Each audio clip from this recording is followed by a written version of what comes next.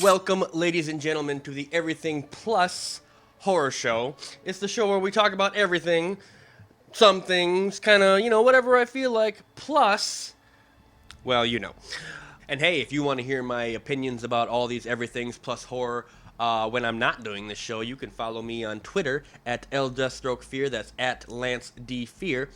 And, well, yeah, there you go. So, today we are going to be discussing X-Men Apocalypse, my thoughts on the film. This is an overall spoiler review, so do not watch if you haven't seen the movie yet. I'm one of the rare people who doesn't really even care that much about spoilers, even though I'll kind of try to avoid them, for the most part. If something gets spoiled for me, it's not a detriment. It never has been. Oh well. The first 45 minutes of this movie is just incredible. I really, really enjoyed it. It had me really gripped from the beginning, actually. At first, I was a little disappointed with how Magneto was originally being brought into the mix. The opening sequence, Magneto's introduction opening sequence, I thought was a bit cliched. The wife and the kids. I'm like, where is this going? You pretty much know that they're going to die and they're going to be taken away from him and it's going to make him angry all over again. So originally I was kind of like, they're going to go that way. I just didn't see Magneto. If he was going to have a wife and kids, I wish they would have put a little more, backstory into it and have it developed a little more. It's like he jumps into Magneto and all of a sudden there he has wife and kids and you're supposed to understand, you're supposed to accept it. But that being said, that's only the way I felt when we were first introduced to the wife and kids. Actually, as that story developed, I did start to enjoy it more and more. The police come after him. They take his daughter to try and get to him, it plays out pretty well. Basically, Magneto goes back to being Magneto again. He starts killing. He loses faith in humanity. He has it for a minute. He's trying to live amongst people, get along with them, and then, ultimately it all gets taken from him again, and he goes right back to being our crazy, villainous Magneto. Michael Fassbender kills it as Magneto, in my opinion. I absolutely love it. He's my favorite part of the X-Men films at this point. He always is amazing as Magneto, and, he sells it again in this movie. I absolutely thought it was phenomenal what he did. Now, when it comes to other characters in the film, there are very few characters that I thought were poorly done in this film. They all brought amazing performances, I felt. The only two that I did not care for were Psylocke and Angel. And really, this was only because they were underdeveloped overall. And, there's a lot happening in this film. There's a lot of characters in this film. So I'm not necessarily disappointed that they were underdeveloped, because if you're trying to develop all these characters at the same rate, you're not going to have room for all of them to, become really fleshed out characters. So you're going to have to put a couple on the back burner. Unfortunately, that was Angel and Psylocke. I was never too big into the character Angel. Archangel is supposed to be a very pivotal part of the Apocalypse story.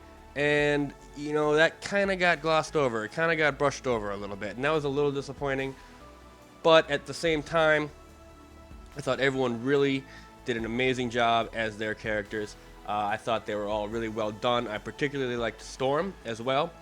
And I particularly like Jean Grey, but I'm going to get into that a little bit later. Now, getting to the Quicksilver speed sequence. Yes, indeed. There is another Quicksilver speed sequence in this film. It's similar to the first one, except they really knocked it out of the park with this one. I was very impressed with it. I knew they were going to do one, and at first I'm concerned, like, oh, they're just going to do it again, and it's going to feel the same, and it's not going to be interesting at all. But I actually really did think it was interesting. In fact, I thought it was far better than the original Quicksilver sequence that really got us excited in Days of Future Past. This was really well done. They really outdid themselves with this new Quicksilver scene. And it's at a point in the film where just before things start to get really serious, the Xavier Mansion is about to blow up, and Quicksilver is running through it, rescuing everybody in his typical humorous fashion. And, it's just your last little fun, exciting, kind of just quirky moment with Quicksilver before things start to really, go to the darker side in this film. I knocked over my Pez dispenser. My Pez dispenser made me lose my train of thought.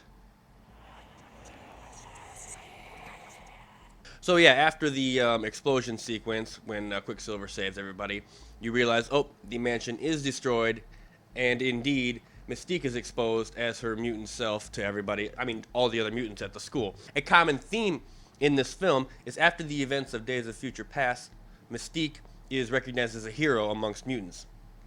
Everyone who sees her as she is, Nightcrawler, other students at the Xavier School for the Gifted, recognize her as a hero, and she is struggling to accept that role because she's been villainous in the past. She's conflicted. She's been influenced by Magneto in the past. She's been influenced by Charles Xavier in the past, and so she is a very conflicted character. And it's interesting because she wants to fight for the rights and civil liberties of mutants, but she's never quite sure how to do it. She doesn't want to be their hero. She doesn't see herself as a hero. But by the end of this film, she picks up and accepts her mantle as a hero. We see this in the final scene, which I'll also get to later because I really enjoyed this. So, now we've reached the part of the show where I'm going to hand out 3 different awards to this movie. 3. Okay, here we go. The award for most cringeworthy part of this film definitely has to go to when Xavier is entering the mind of Apocalypse to battle him in his head. And Xavier comes up to him, and he's attacking him mentally, and he says, I believe the 2 lines in succession, and both of them together are very cringeworthy. It's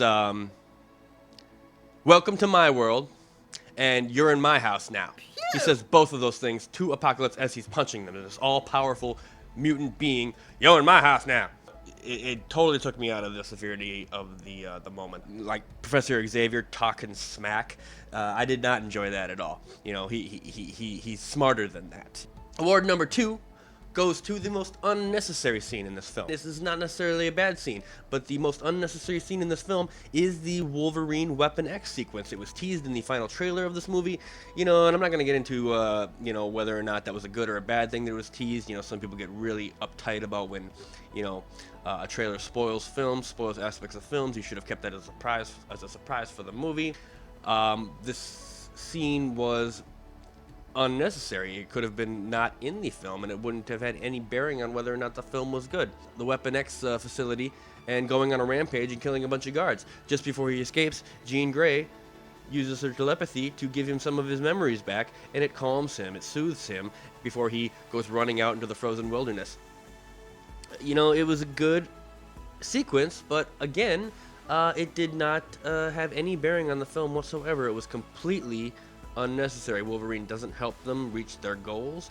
Wolverine does help them, escape from the facility, but there could have been 100 different ways they could have escaped from this facility, It was just kind of thrown in to bring Wolverine into the mix and, hopefully get some more butts and seats, which I'm sure it did. Wolverine is extremely popular. I'm more of a Gambit guy myself. Now, bringing me to the most pleasant surprise of this film. That would have been definitely Sophie Turner as Jean Grey. Now, before you all kill me, let me just explain. Not about the her being Jean Grey thing, but I haven't really seen any Game of Thrones yet. I am waiting until it is no longer a show, and I'm just gonna bitch binge the whole thing, just fly through it in however long it takes. I hate waiting for shows, so I wait until they're canceled, and then I just watch the whole thing. Except for some shows in general, so I haven't really seen much Sophie Turner. Her as Jean Grey in this film had me worried initially because, well, I've just never really seen her in anything else, so I don't know how talented she is. Most of the people in Game of Thrones are extremely talented, so I wasn't, dreading it, but I just didn't know how she would handle the role. Jean Grey is an extremely complex character. That being said, I absolutely loved her. She was probably my favorite character in this film, with the exception of maybe Michael Fassbender as Magneto. She really blew me away. I already knew Michael Fassbender was good as Magneto, so that wasn't a surprise. Sophie Turner was an amazingly pleasant surprise. I loved her as Jean Grey. Every scene she was in, I believed what she had to say.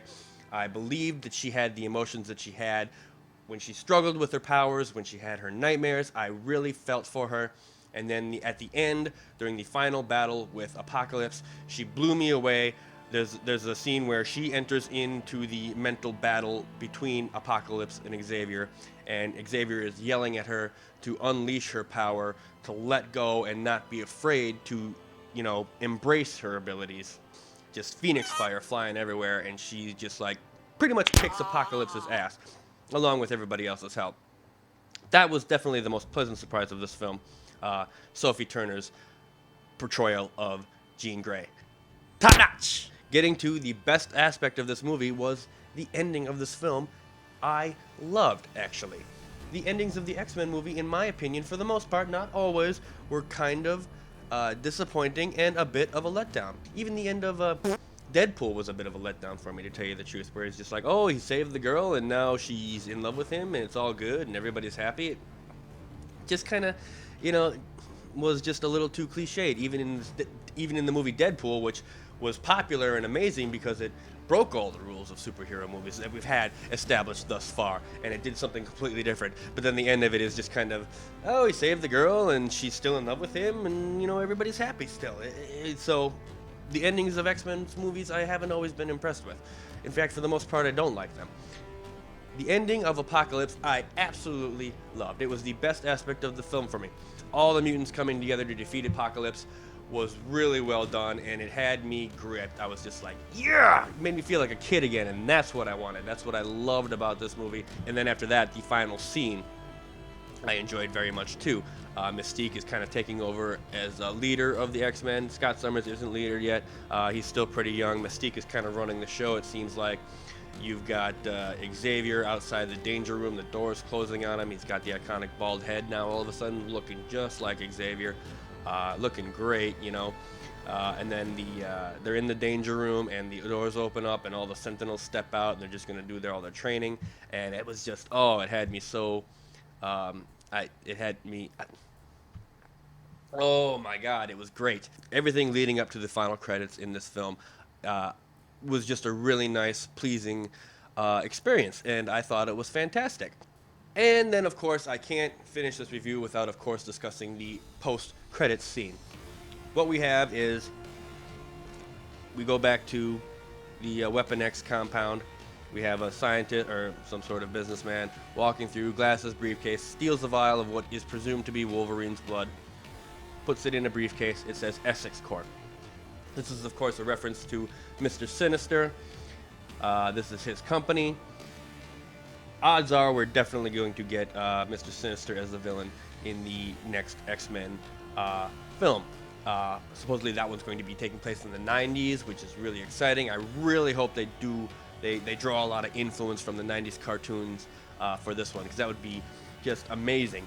I don't know if the Gambit movie is actually ever going to happen or not, but god damn it, if they do a 90s X-Men and the Gambit is nowhere on the team, I'm going to cry.